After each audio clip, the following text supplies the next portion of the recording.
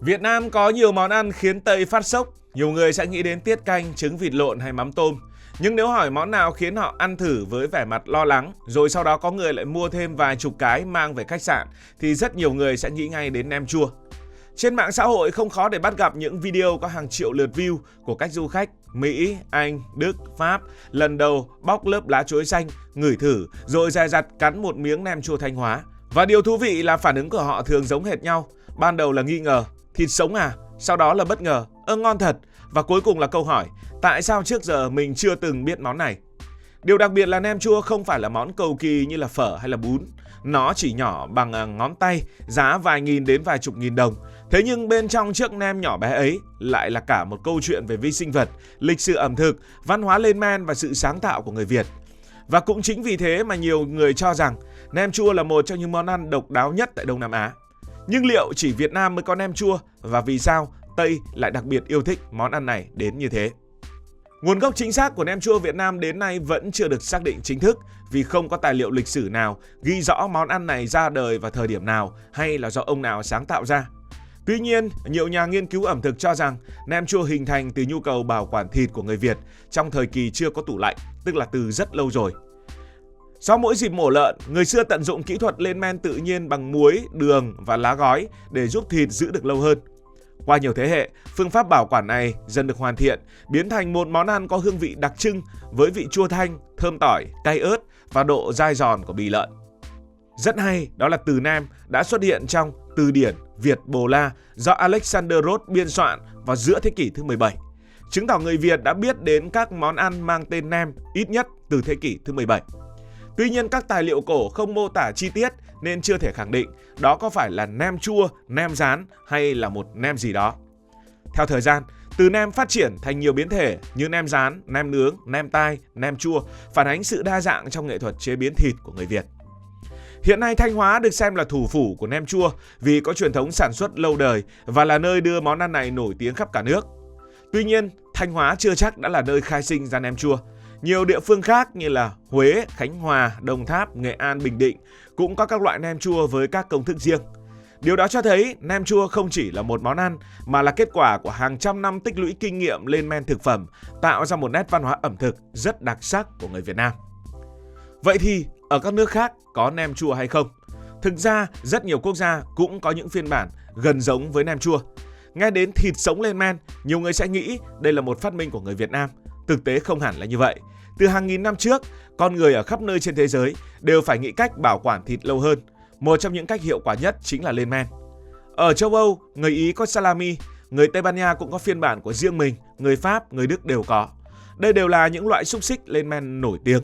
Chúng được làm từ thịt lợn hoặc thịt bò, trộn muối, gia vị, rồi treo trong phòng có nhiệt độ và độ ẩm thích hợp từ vài tuần đến vài tháng.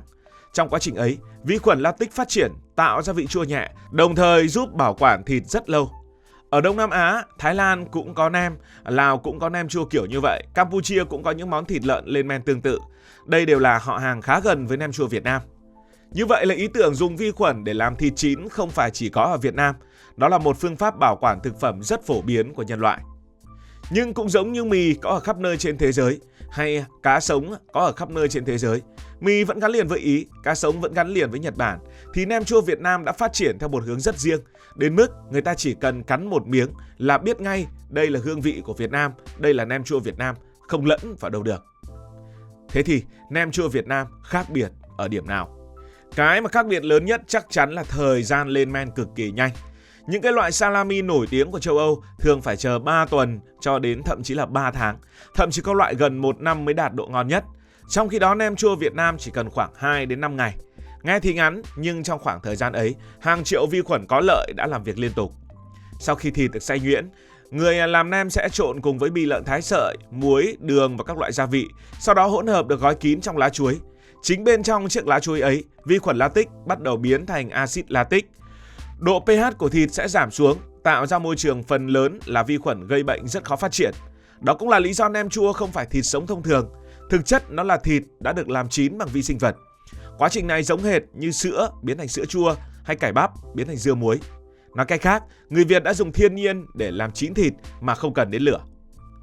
Cái độ hấp dẫn của nem chua Việt Nam, cái độ cuốn của nem chua Việt Nam nó đến vì một miếng nem nhưng có đủ mọi hương vị. Nem chua nếu mà nhìn bên ngoài thì khá đơn giản, nhưng khi đưa vào miệng, người ăn sẽ cảm nhận được nhiều lớp hương vị xuất hiện gần như cùng lúc. Đầu tiên là vị chua dịu từ quá trình lên men, ngay sau đó là vị ngọt nhẹ của thịt, tiếp đến là vị mặn vừa đủ, rồi vị cay của ớt, mùi thơm nồng của tỏi, hương tiêu đen, độ dai giòn của bì, độ mềm của thịt, mùi của lá chuối. Thậm chí nếu ăn cùng lá đinh lăng hoặc lá ổi, còn có thêm vị chát nhẹ rất đặc trưng, rồi thêm một tí nước nói nữa. Các chuyên gia ẩm thực thường gọi đây là nhiều tầng hương vị. Trong khi nhiều món phương Tây chủ yếu nhấn mạnh vị béo hoặc vị mặn, thì nem chua có rất nhiều vị khác nhau. Đó là một trải nghiệm khiến nhiều du khách cảm thấy vô cùng mới lạ. Còn theo mình, cái tạo ra đặc biệt nhất của nem chua Việt Nam chính là lá chuối. Lá chuối tạo nên một bản sắc rất Việt Nam. Nếu mà bỏ lá chuối đi và gói nem bằng túi nhựa, hương vị có thể sẽ khác ngay. Lá chuối không chỉ để gói, trong thời gian lên men, tinh dầu từ lá hòa vào thịt tạo nên mùi thơm rất đặc biệt. Đó là lý do khi bóc nem, người ta thường ngửi thấy mùi lá chuối trước cả mùi thịt. Ở nhiều vùng còn lót thêm lá ổi hoặc lá đinh lăng. Lá ổi giúp tạo mùi thơm dịu và hút bớt hơi nước. Lá đinh lăng mang theo hương thơm rất riêng. Những cái chi tiết nhỏ ấy tạo nên bản sắc mà các món thịt lên men ở châu Âu gần như không có. Thế nên đối với nhiều người nước ngoài, chỉ riêng việc mở từng lớp lá chuối cũng đã là một trải nghiệm thú vị. Nhiều người bóc mãi mới thấy cái nem ở bên trong. Điều này khiến Tây rất thích. Ngoài ra còn có yếu tố tò mò. Việc cầm trên tay một món thịt lên men ăn trực tiếp khiến họ vô cùng hiếu kỳ. Khi biết món ăn này đã tồn tại hàng trăm năm và được người Việt ăn hàng ngày, sự tò mò ngày càng lớn hơn. Mà sự tò mò là một trong những bản chất của con người. Và thịt này lại là thịt lên men theo phong cách nhiệt đới, sử dụng lá chuối, tỏi, ớt và nhiều loại gia vị châu Á, cũng rất khác với Tây. Nhưng cũng phải thừa nhận rằng không phải ai cũng dám ăn. Thực tế nem chua là một món ăn khá kén khách. Không ít du khách nhìn thấy màu hồng của thịt liền nghĩ ngay đến thịt sống. Một số người lo ngại về vấn đề an toàn thực phẩm, một số khác không quen với vị chua của thịt. Vì thế phản ứng của khách nước ngoài thường chia thành hai nhóm rất rõ ràng. Một nhóm ăn xong lập tức tìm mua thêm, nhóm còn lại cắn một miếng rồi xin cốc nước. Đây cũng là điều bình thường. Ngay cả người Việt cũng không phải ai lần đầu ăn mắm tôm, sầu riêng hay cà pháo muối đều thích ngay. Ẩm thực luôn gắn liền với văn hóa, ký ức và đôi khi là thói quen. Cuối cùng hãy dành một chút để nói về nem chua Thanh Hóa. Khi nhắc đến nem chua, cái tên đầu tiên hiện lên chắc chắn là Thanh Hóa. Không phải ngẫu nhiên, Thanh Hóa đã phát triển nghề làm nem hàng chục, thậm chí hàng trăm năm. Ngày nay toàn tỉnh có hàng nghìn cơ sở sản xuất lớn nhỏ, mỗi ngày cung cấp hàng trăm nghìn đến hàng triệu chiếc nem ra thị trường, đặc biệt vào dịp lễ Tết. Nói thế cũng không hẳn là nói quá đâu. Điều làm nên thương hiệu của nem Thanh Hóa là tỷ lệ thịt và bì rất cân bằng, vị chua vừa phải, thêm nhiều tỏi, ớt, tiêu và được gói rất chắc tay. Ngoài Thanh Hóa thì Việt Nam cũng có nhiều vùng nổi tiếng về nem chua như đã đề cập. Điều thú vị nhất của nem chua là nhìn rất bình dân nhưng lại chứa rất nhiều kiến thức phía sau. Nó là kết quả của kinh nghiệm bảo quản thực phẩm trước thời đại của điện lạnh. Nó cho thấy người Việt từ rất sớm, từ rất lâu đã biết tận dụng vi khuẩn có lợi, tạo ra một món ăn vừa ngon vừa bảo quản được lâu. Nó cũng phản ánh đặc trưng của nền nông nghiệp nhiệt đới, nơi lá chuối, tỏi, tiêu, ớt và các loại lá thơm đều có sẵn và được đưa vào chế biến một cách khéo léo. Ngày nay, khi thế giới ngày càng quan tâm đến các loại thực phẩm lên men vì lợi ích đối với hệ vi sinh đường ruột và sự đa dạng của ẩm thực truyền thống, nem chua càng có nhiều cơ hội để được biết đến nhiều hơn. Trên các diễn đàn du lịch, nhiều du khách xem đây là một trong những món ăn phải thử khi đến Việt Nam bên cạnh phở, bánh mì và cà phê trứng. Còn bạn có thích nem chua hay không? Hãy để lại ý kiến dưới phần bình luận. Đừng quên nhấn nút đăng ký kênh để không bỏ lỡ các video mới nhất.